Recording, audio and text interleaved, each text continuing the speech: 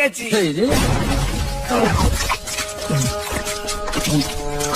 কোথায় কই গেলি?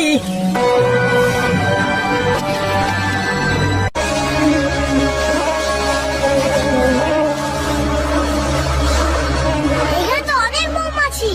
হ্যাঁ জানি, কিন্তু ও নিয়ে ভাবিস না, ওরা হুল ফোটাবে না।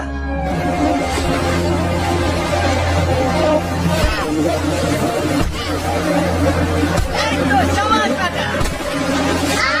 এরা তো হুল ফোটাচ্ছে। হ্যাঁ, দিল মাটি করে।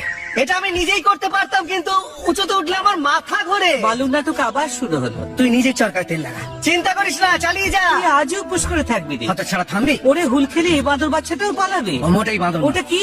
মানুষের বাচ্চা। মানুষের বাচ্চা? হ্যাঁ, মেলা ফ্যাচ ফ্যাচ করিস না, আমি কাজে ব্যস্ত আছি। কিরে, তোর কাজ ঠিকঠাক এগোচ্ছে তো? কি বাবা, আগের থেকে জুটিয়েছে বলে মনে হচ্ছে। তোরা যাবি? ওটা মানুষের বাচ্চা। মানুষের? আরে মানুষের। ওটা বাঁদর না।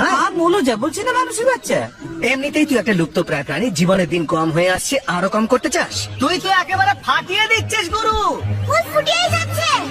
আবার একটা বাঁদরের কপাল ফুটলো। দাদাই, এটা বাঁদর নয়, ওটা মানুষের বাচ্চা। মানুষের বাচ্চা? বলছি তো মানুষের বাচ্চা। চোখে নেবা হয়েছে? নিজের চোখে দেখেছিস? মুখ বন্ধ করতে তোরা কত নিবি? কিরে, খবরটা কি? দেখে তো সবকিছু বেশ ভালোই মনে হচ্ছে। এই তো জীবনে সব সময় একলা চড়ালে।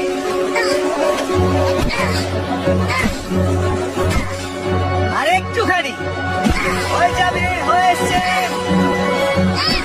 এই তো, এই তো পেয়ে গেছি।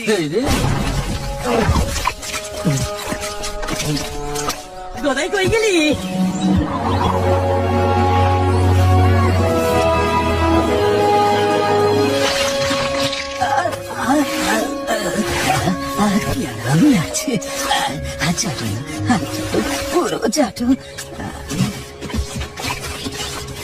তুমি বলেছিলে ওরা হুল ফোটায় না, তাহলে এইগুলোকে কি বলবে? এ বাবা, এগুলো কি করে হলো? ও, ওগুলো নিশ্চয়ই স্ত্রী মৌমাছি ছিল। নিচ থেকে ছেলে বলে মনে হচ্ছিল, মেয়েরাই হুল ফোটায়। একটুখানি মধু লাগিয়ে নে। মধু? সত্যি? হ্যাঁ, একটু মধু লাগা, একটুখানি চেটে নে, এক্ষুনি সেরে যাবে। ঠাম্মা দিম্মা টোটকা। আমি তো এমনি এমনি লাগাই। ধন্যবাদ। তাহলে হিসাব চুকে গেল। ওরে একটু দাঁড়া বাবু, তোর নামটা কি বলতো? আমাদের তো ভালো করে আলাপই হলো না। মোগলি। মোগলি? মোগলি একটা ফাটাফাটি নাম। দিব্যি খেয়ে বলতে পারি এরকম নাম আগে শুনিনি। আরে মোগলি, শোন না ভাই, আগামী সপ্তাহের মধ্যে আমাকে অনেক মধু জোগাড় করতে হবে। শীত আসছে যে।